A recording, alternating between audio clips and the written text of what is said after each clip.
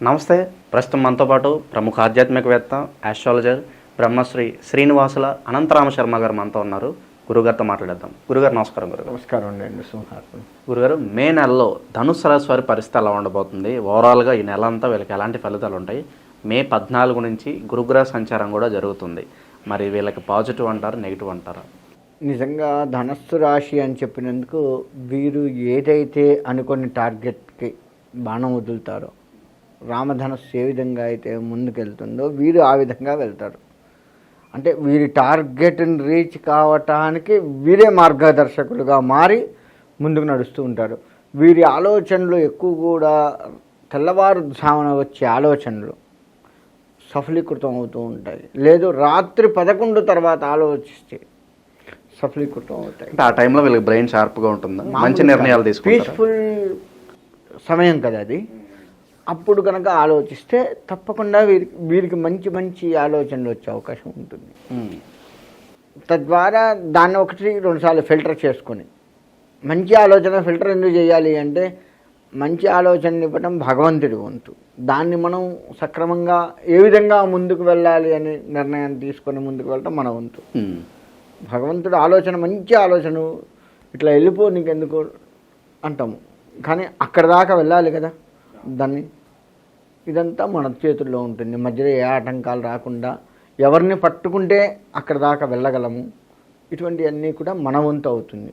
ఇది నీకు మంచి మార్గం అని చూపిస్తాడు. మెట్రోలో వెళ్తే సుఖంగా ఏసీలో పోతామని చూపిస్తాం. ఆ మెట్రో దాకా రావాలి కదా. అలా వీరి వంతు అవుతుంది. ఇకపోతే ఈ రాశి వారికి సంతానం వల్ల మంచి ఆనందం ఉంటుంది. అంటే ఎట్లా ఉంటుంది ఆనందం అంటే, సమయానికి వీళ్ళని, ఇప్పుడు ముసలి వాళ్ళు ఉన్నారు, తల్లిదండ్రులు పెద్దవారు, ఎప్పుడు వీళ్ళని పలకరిస్తూ తల్లిదండ్రులని, నాన్న తిన్నావా, అమ్మ తిన్నావా, టాబ్లెట్లు వేసుకున్నావా, ఏమైనా కావాలంటే నాకు ఫోన్ చెయ్యి, నేనున్నాను నీకు అని ధైర్యం చెప్పటము. వాళ్ళు ఎప్పుడన్నా ఫోన్ చేస్తే అటెంప్ట్ చేయటము. మనకి ఎంత పనిలో ఉన్నా సరే, నాన్న బిజీగా ఉన్నాను మళ్ళీ ఒక్క 10 నిమిషాల్లో చేస్తాను అని మళ్ళీ పని చూసుకొని ఆ ఒక్క మాట అయినా చాలు తల్లిదండ్రులకి. ఒక 10 నిమిషాల్లో చేస్తాను నాన్న, 10 నిమిషాలు చేస్తా అమ్మ, ఒక్క మాట అయినా చాలు వాళ్ళకు. ఫోన్లో వాడు బిజీగా ఉన్నాడు, నన్నైతే మాట్లాడాడు అని ఆ ఒక్క ధైర్యం వాళ్ళకి ఇచ్చిన వాళ్ళం అవుతూ ఉంటాం మనం.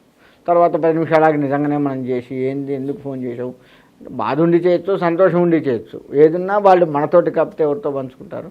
అలా సంతోష మూలకంగా ఉంటారు వీళ్ళకు. ఒకవేళ ఇంకా వయసు ఉన్న తల్లిదండ్రులే ఉన్నారు, ఈ పిల్లలు మంచి జాబ్లో సెటిల్ కావటం, వారు ఏ కళ అయితే కన్నారో ఆ కళకి దగ్గరలో ఉన్న జాబ్ సెటిల్ కావటం, లేదా ఆ కళ నెరవేర్చిన వాళ్ళు కావడం, ఇట్లా అన్ని రకాలుగా సంతోషపెట్టిన వాళ్ళు అవుతారు తల్లిదండ్రులని.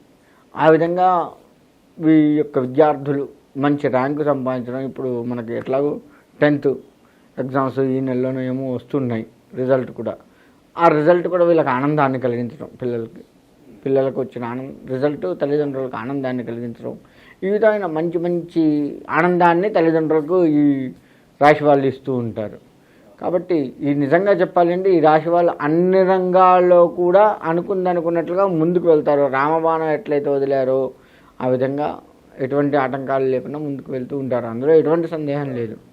ఇక విద్యార్థులు, నిరుద్యోగులు, వ్యాపారస్తులు వీళ్ళ పరిస్థితి ఎలా ఉండబోతుంది? నిరుద్యోగులకు వచ్చేసి వీరు అనుకున్న ఉద్యోగానికి దగ్గరికి వెళ్తారు. చిన్న చిన్న ఆటంకాలతో కొంతమందికి ఆగిపోయే కనపడుతుంది, కొంతమంది నిజంగానే దాన్ని సాధిస్తారు.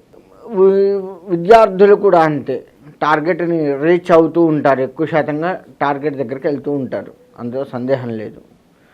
నిరుద్యోగులు మంచి ఉద్యోగాన్ని సంపాదించడం చేయడం ఉంటారు. వ్యాపారస్తులు అంతే. వ్యాపారస్తుల విషయానికి వస్తే మంచి వ్యాపారం పెట్టాలి అని పెడతారు, కొంత నరదృష్టి వల్ల ఇబ్బంది పడుతుంటారు. ఈ నరదృష్టి అనేది ఈ వ్యాపారస్తులకు మాత్రమే ఉంది. ఈ రాశిలో ఎక్కువగా ఈ వ్యాపారస్తులకే కనపడుతుంది. దానికి సంబంధించి చక్కగా బయటపడితే సరిపోతుంది. ఇక శుభకార్యాల పరిస్థితి అండి గురుగారు? శుభకార్యాలు అంటే ఖచ్చితంగా అమ్మాయి పెళ్ళి, అబ్బాయి పెళ్ళి ఏదో ఒకటి చేస్తారు. సొంత ఇంట్లోనే వీరు శుభకార్యాలు చేసుకుంటారు. వేరే శుభకార్యాలకు వెళ్ళటం ఒక ఎత్తు, సొంత ఇంటికి అందరినీ పిలిచి చక్కటి శుభకార్యాన్ని చేసుకుంటారు. ఈ నెలలో మంచి మంచి ముహూర్తాలు కూడా ఉన్నాయి. కాబట్టి చక్కటి ముహూర్తం చూసి వీరు శుభకార్యాలు ఇంట్లో చేస్తారు.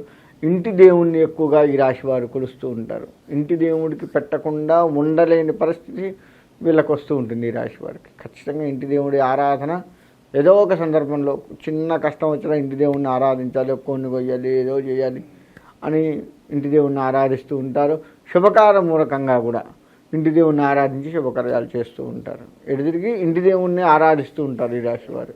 ఇక వైవాహిక జీవితం అలాగే ఆరోగ్యపరంగా ఎలా ఉండబోతుంది?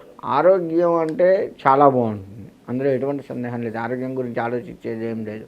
చిన్న చిన్న టెన్షన్స్ ఉంటాయి అంతే తప్ప ఆరోగ్య విషయంలో ఇబ్బంది ఏం లేదు. వైవాహిక జీవితం కూడా వీళ్ళది అనుకూలమైన జీవితం అనే చెప్పవచ్చు. సంతానం లేనటువంటి వారికి ఈసారి సంతాన యోగం కూడా ఈ నెలలో మంచి వార్త కూడా వింటారు. ఆ విధమైనటువంటి సంతానం లేని వారికి ఖచ్చితంగా ఉంటుంది. వీరు సంతాన లక్ష్మీదేవి, ఆమెను కనుక ఆరాధిస్తే సంతానం లేనటువంటి వారు చక్కటి ఫలితాన్ని పొందుతారు. ఇంకా మెరుగైన ఫలితాల కోసం మరి వీళ్ళు ఎలాంటి రెమెడీస్ చేసుకుంటే బాగుంటుంది గురుగారు?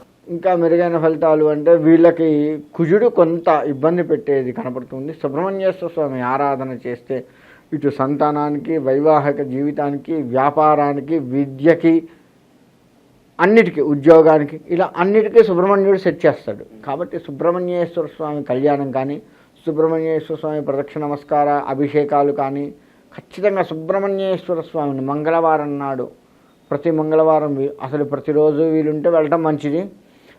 ప్రతిరోజు వీలు లేదు అనుకుంటే మాత్రం మంగళవారం నాడు కనుక వెళ్తే ఇంకా బాగుంటుంది. మనకి మే నెల అంటేనే వైశాఖ మాసంతో కూడుకొని వస్తుంది. వైశాఖ మాసంలో నారసింహస్వామి వారి ఆరాధన ప్రాముఖ్యత వహించి ఉంది. కాబట్టి అన్ని రాశుల వారు కూడాను ఈ మే నెలలో విష్ణుమూర్తి ఆరాధన, మనకి శత్రు సంహరణ బాగా కావాలి, దానికోసం నారసింహస్వామి ఆరాధన చేస్తూనే విష్ణువుకు సంబంధించి ఈ నెల మొత్తం కూడా ఆరాధన బాగా చేసినట్లయితే మంచి ఫలితాన్ని ఇస్తూ ఉంటుంది. అంతేకాకుండా మే నెలలో చేయాల్సిన దానాలు, అంటే వైశాఖ మాసంలో మన శాస్త్రం కొన్ని దానాలు చేయమని చెప్పింది. అంటే వస్త్రదానము, నీటి దానము, నీళ్లు కూడా వైశాఖ మాసంలో దాహార్తి తీరుస్తూ ఉంటాయి కాబట్టి అటువంటి దానము, అంతేకాకుండా ఛత్రదానము, చెప్పులు దానము, ఇటువంటివన్నీ కూడా పాదుక దానం అంటారు. ఇటువంటి దానాలు కొన్ని చెప్పబడి ఉన్నాయి.